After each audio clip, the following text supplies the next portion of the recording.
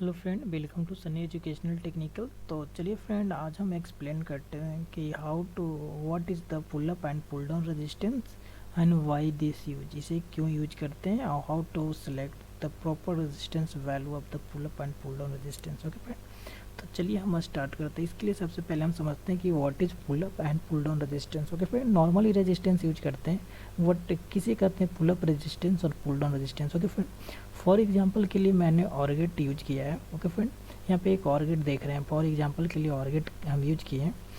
तो इससे पुल up resistance में क्या करते हैं, एक यहाँ पे वीसीसी के साथ दो रेजिस्टेंस को अटैच कर दिए दोनों इनपुट पिन पे। ओके फ्रेंड, इसको पुल अप क्यों बोलते हैं, क्योंकि ये क्या करता है, वीसीसी के अप्रॉक्स वैल्यू यहाँ पे इनपुट करता है, near to about VCC voltage यहाँ पे डेवलप करता है। Okay friend, near to VCC इसलिए बोल रहे हैं क्योंकि यहाँ पे रेजिस्टेंस लगता है तो कुछ ना कुछ तो वोल्टेज ड्रॉप होता है, और ड्रॉप हम लोग करते ही हैं वोल्टेज को, अदरवाइज नहीं करेंगे तो शॉर्ट सर्किट हो सकता है, वो आगे जा करके हम देखते हैं। फ्रेंड, तो इसे हम नियर अबाउट टू वीसीसी के यहाँ पे वोल्टेज डेवलप करता है, जो एक्चुअली ये स्टेबल सिस्टम में रखने के लिए काम आता है। उसके लिए हम आगे जाके समझेंगे। तो इस तरह के सर्किट को हम कहते हैं pull up resistance. Okay friend, तो ये R1 R2 यहाँ पे एक पुल अप रेजिस्टेंस कहलाएगा। ओके फ्रेंड, इस तरह से अगर यहाँ पे देखा जाए तो नियर अबाउट द ग्राउंड के पास वोल्टेज जो यहाँ पे एक डेवलप करता है, इसे हम बोलते हैं pull down resistance. Okay friend, तो ये दोनों R1 R2 यहाँ पे पुल डाउन रेजिस्टेंस की तरह वर्क कर रहा है। ओके फ्रेंड, तो हम समझते हैं कि काहे हम pull up and pull down resistance को यूज करते हैं, why use this resistance. Okay friend, तो इसके लिए समझने के लिए अब यहाँ पे चलते हैं। जितना भी अब डिजिटल लॉजिक सर्किट है, जो भी डिजिटल सिस्टम है, जो इस डिजिटल फॉर्म इनपुट सिग्नल पे काम करता है, जिसको हम हाई और लो बोलते हैं। Okay friend, high low voltage पे काम करता है। तो जो 1 और 0 जो यहाँ पे आपको शो कर रहे हैं, वो एक्चुअल में एक लॉजिक लेवल होता है। ओके फ्रेंड, तो लॉजिक लेवल क्या होता है, उसके लिए हम समझने के लिए, जैसे बहुत सारे डिजिटल आईसियाँ बनती है, डिफरेंट डिफरेंट यूज करते हैं लॉजिक फैमिली है, जैसे कि DTL, TTL, RTL, ECL, CMOS। तो मेनली हम लोग TTL और CMOS का यूज करते हैं। तो ये एक्चुअली लॉजिक लेवल क्या होता है, एक वोल्टेज होता है जिसे डिटेक्ट करता है कि कब सिस्टम समझेगा कि मेरे पास इनपुट 1 आया है और कब इनपुट 0 आया। ओके फ्रेंड, तो उसे हम बोलते हैं लॉजिक लेवल। ओके फ्रेंड, तो लॉजिक लेवल समझने के लिए इस तरह से लॉजिक लेवल को हम समझते हैं। ओके फ्रेंड, तो इसको 3 पार्ट में डिवाइड किया गया। ओके फ्रेंड, पहला है जो लॉजिक 0 और लॉजिक 1, और एक इंटरमीडिएट स्टेट होता है, indeterminate state region. Okay friend, यहाँ पे हम मतलब डिसाइड नहीं कर पाते हैं कि कब 1 आएगा कब 0 आएगा। तो इसको समझते हैं। यहाँ पे अगर इस पूरे फिगर को समझा जाए, यहाँ पे देख सकते हैं TTL वोल्टेज इनपुट लेवल को है, कैसे इनपुट किसी भी आईसी जो TTL बेस है, जो भी सिस्टम जो TTL बेस है, वो कैसे समझेगा कि मेरे पास इनपुट 1 आया और 0 आया, उसके लिए सिस्टम है। ओके फ्रेंड, तो यहाँ पे देख सकते हैं 0 वोल्ट से लेकर के 0.8 वोल्ट के बीच में अगर इनपुट जाता है तो उसको लॉजिक 0 एक कंसीडर करेगा। ओके फ्रेंड, और यहाँ पे देख सकते हैं 0.9 से मान लीजिए और 1.9 के बीच में जो वोल्टेज आएगा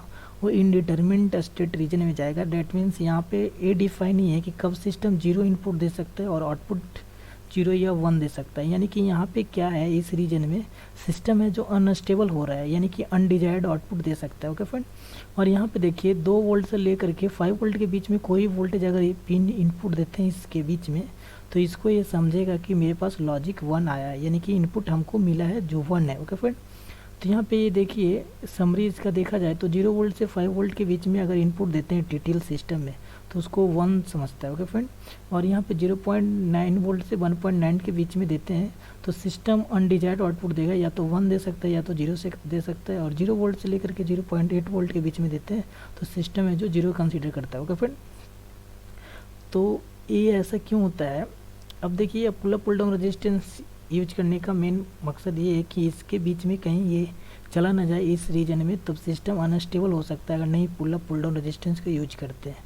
क्यों होता है, क्योंकि देखिए फ्रेंड, जो भी मेरा सिस्टम बनाते हैं हम लोग, वो क्या है कि एक इस सब से घिरा हुआ सराउंडिंग के बीच में मेरा जो भी सिस्टम डिज़ाइन करते हैं वो रहता है। ओके फ्रेंड, तो यहाँ पे देखिए EM वेव के आसपास में मेरा सिस्टम वो स्टेबल रहता है, क्योंकि कहीं भी यूज कीजिएगा तो जैसे मान लीजिए टीवी है, मोबाइल है, तो उसके बीच में ही कोई सिस्टम हमने डेवलप किया और रखा हुआ है, तो उसमें क्या होता है EM वेव इंटरफेस हो जाता है, उसके पिन पे कुछ वोल्टेज डेवलप हो जाता है जो अनडिजाइन से अनस्टेबल मोड में सिस्टम को लेकर के चला जाता है। जैसे कि यहाँ पे देख सकते हैं टीवी से EM वेव जनरेट हो रहा है, मोबाइल से हो रहा है, वो ऑन लगा हुआ, तो तो इस तरह से देखिए यहाँ पे दिखा रहे हैं कि ये सिस्टम को कैसे इफेक्ट कर रहा है ई एम वेव। यहाँ पे देखिए इंटरफेस हो रहा है आईसी के पिन पे ई एम वेव। इससे क्या होगा, अनडिजायर्ड मोड में लेके चला जाएगा। जैसे यहाँ पे जैसे कुछ रीजन था जिसमें मेरा इनपुट मतलब कभी 0 कभी 1 सिस्टम अनस्टेबल हो जाता है ड्यू टू दिस रीजन, इसी के कारण यहाँ पे ऐसा होता है। ओके फ्रेंड, तो इसलिए हम वहाँ पे उसको अनडिजायर आउटपुट ना दे, इसलिए हम वहाँ पे pull up and pull down resistance use करते हैं। पहला केस है, अगर मान लीजिए आप फ्रेंड सोचते हैं कि ऐसा कनेक्ट, देखिए ई एम वेव इंटरफेस हो गया तो यहाँ पे मतलब डिफरेंट टाइप का वोल्टेज ऑटोमेटिक जनरेट हो सकता है। इसलिए सिस्टम क्या है कि उसे अनडिजायर्ड आउटपुट में लेके जा सकता है। तो ये है जो रॉन्ग यूज है। ओके फ्रेंड, ऐसा हम नहीं यूज कर सकते। ऐसा यूज करते हैं तो सिस्टम कभी ना कभी मेरा अनस्टेबल मोड में जा सकता है।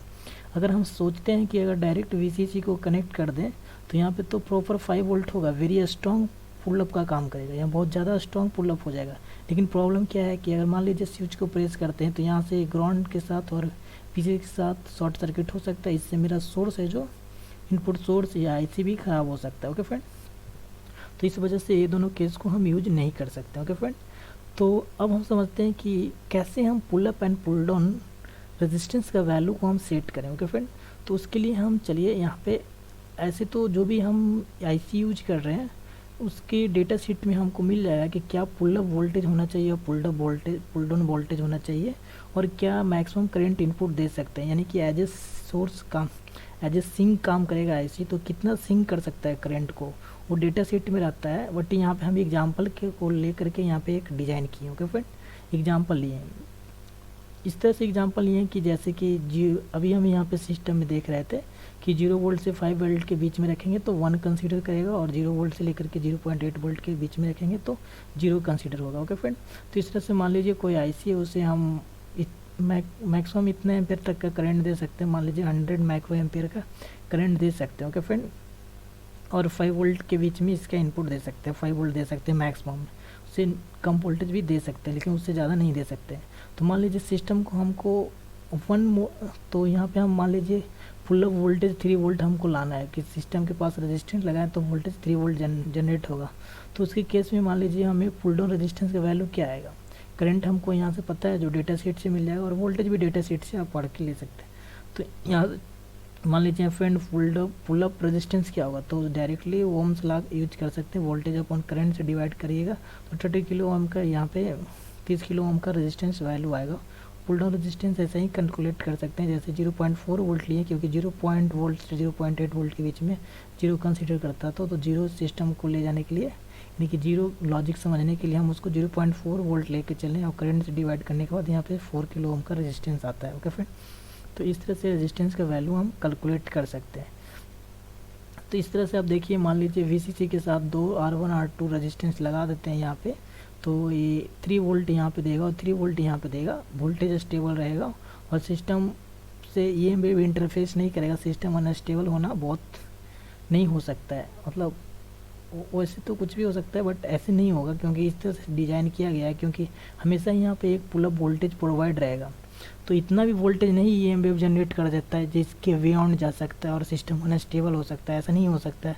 ऐसा किसी रेयर केस में हो रहा है तो स्ट्रॉन्ग वोल्टेज आप दे सकते हैं, यहाँ पे 4 वोल्ट भी पुल अप वोल्टेज बना सकते हैं, उसे हम स्ट्रॉन्ग पुल अप वोल्टेज बोलते हैं, जितना ज़्यादा वोल्टेज हो। ओके फ्रेंड, तो यहाँ पे देखिए इस तरह से, यहाँ पे अगर देखिए 3 वोल्ट जनरेट होगा तो हमेशा यहाँ पे 1 रहेगा और यहाँ पे आउटपुट 1 आएगा। ओके फ्रेंड, और जैसे ही बटन को प्रेस करेंगे तो यहाँ से एक करंट फ्लो होगा और यहाँ पे 0 इनपुट आ जाएगा क्योंकि यह स्ट्रॉन्ग प्रोवाइड करेगा ग्राउंड, तो यहाँ पे 0 इनपुट आ जाएगा और आउटपुट 0 आ जाएगा। ओके फ्रेंड, इस तरह से इसके केस में देखा जाए तो यहाँ पे एक 0.4 वोल्ट का यहाँ पे वोल्टेज डेवलप हुआ है, तो 0 रहेगा तो आउटपुट 0 आएगा।